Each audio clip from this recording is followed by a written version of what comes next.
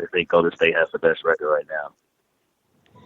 Looking at Oklahoma City, do you feel like they're kind of like the San Diego Chargers from a few years back when Marty Schottenheimer was the coach and then Norv Turner came in and they would get to an AFC Championship game. They were very talented, but they just never could get over the hump. You kind of get that feeling like that's who Oklahoma City is. To an extent, yeah, because I'm not a big Scott Brooks fan, and I think his style and philosophy just hasn't worked out to this point. It's just more or less. I think if it would have been any other bigger, I think it would have been a bigger market. I think he might have been fired possibly, but because it's Oklahoma City and they've had success, and I think that's the reason he retains his job. But I just think that I don't know if he's gonna get them over the hump. And to be honest with you, if they miss the playoffs, then you have to start thinking, what's Durant thinking? Does he decide? Is he thinking like, I can't win here? Do I need to go somewhere else? A bigger market, and possibly win. So it's going to be interesting to see, what happens with that situation, especially with him going into the last year of his deal, and you got Scott Brooks possibly still there. So, I'm not a big Scott Brooks fan. So yeah, that's a pretty good analogy actually. Do you think people are over buying into Durant going to Washington? Well, I think they're trying to match things up because that's where he's from. Like, that's the area that he's from. That doesn't necessarily mean he's going there. A lot of people are from a lot of different places. That doesn't necessarily mean that's where they're going. He's just from there, and Washington is really good. And they do have some young talent there with Bradley Beal and obviously John Wall. So I don't know what the cap situation is going to be, but it may be a destination for them, but I don't think that would be the only destination for them, obviously. Do you think there's a wild card out there for Durant that nobody's talking about? Yeah, I mean, anybody's going to want a player like him. I know the Lakers would love to have somebody like that. As far as like a wild card, you're going to have the Knicks in the mix as well. I know you're a Knicks fan as well, so and they're going to have some money to spend, and I'm sure they're going to want to get somebody to compliment Carmelo there, and no telling what their situation is going to be like in a few years. But I would imagine they would try to get a run for them. The basketball is just so funny because you can't, like, even if you have a lot of money, you can't necessarily spend. You can only spend a certain amount on the player, which I don't agree with. But like, if you have the most money, you should be able to offer as much as you want to. But again, basketball, like, they have that hard cap, which, like I said, I really disagree with. But that's what Oklahoma City is going to be able to offer him the most money. That necessarily means he's going to stay there. So I think the Knicks, the Lakers probably be, a wild card. Miami as well. I think Miami's going to have a lot of money, so that might be a possible destination for him. Even though I don't know if he's going to go there, but yeah, they're going to have some money to spend as well. I always find it funny with the NBA when teams build up all this cap space, and then it's like, they miss out on a LeBron or a D-Wade or something like that, like a few years ago, and then they panic and give 5 years and $85 million to Carlos Boozer or something like that, where, it just doesn't make any sense to give that kind of money to somebody who's injured. Or the Knicks, I can argue for the giving all that money to Amari because you had to give that money to make it a little bit more attractive because Melo would have never gone there with the garbage they had around at the time. You had to make it was more of an investment than it was buying a good player. But it always amuses me during free agency who panics and just spends the money in the wrong places instead of maybe saving it for another year. Yeah. Teams kind of like, they try to set that money aside and they may not necessarily get them. So, yeah, it's kind of that's how it is. And, if you have the money and you don't get the player, you kind of stuck with plan B or C or, whatever. You had to go to your next plan, honestly.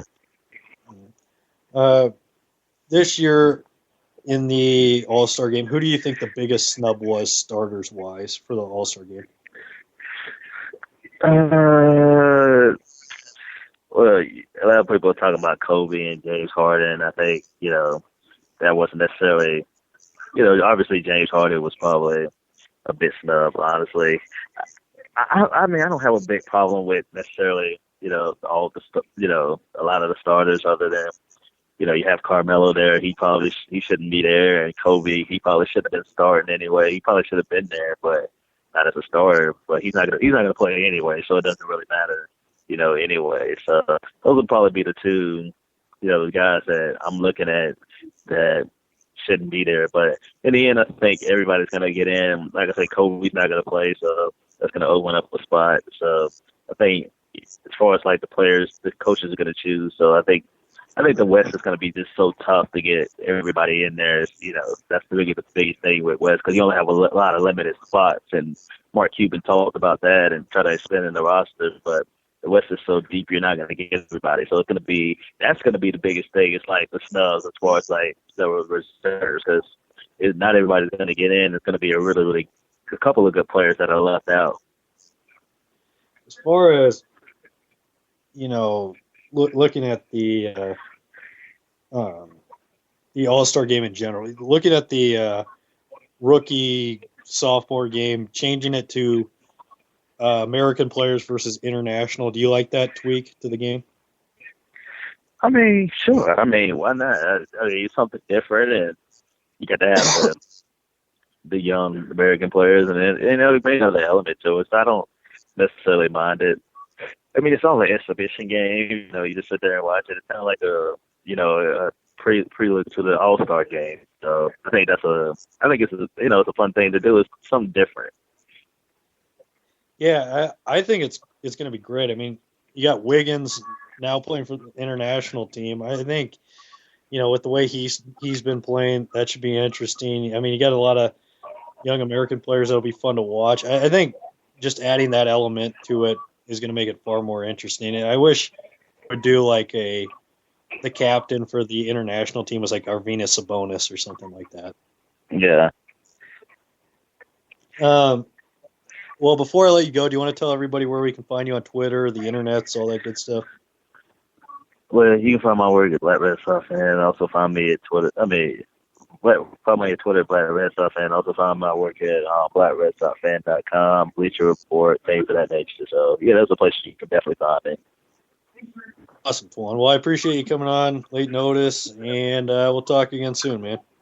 All right, Bob. Take it easy. Thanks. And we'll be right back here with Alex Smith, talk some gambling, Super Bowl, right here on the Bob Sullivan Show on LateNightSportsRadio.com.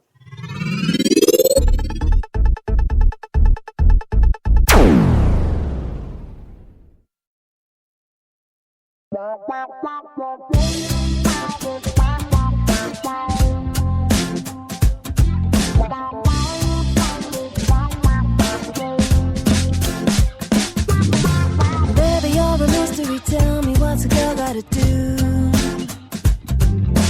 Looking at the history doesn't seem to give any clue.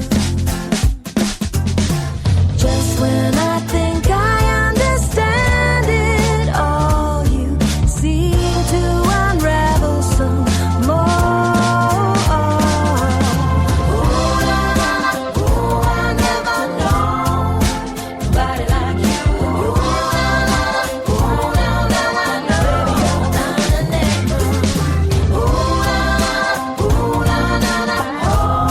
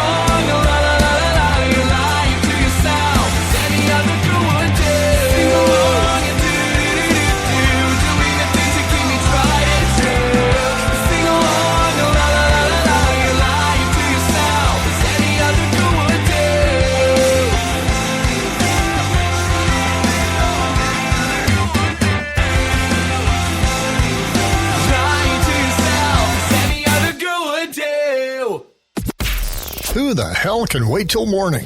Talk now at latenightsportsradio.com.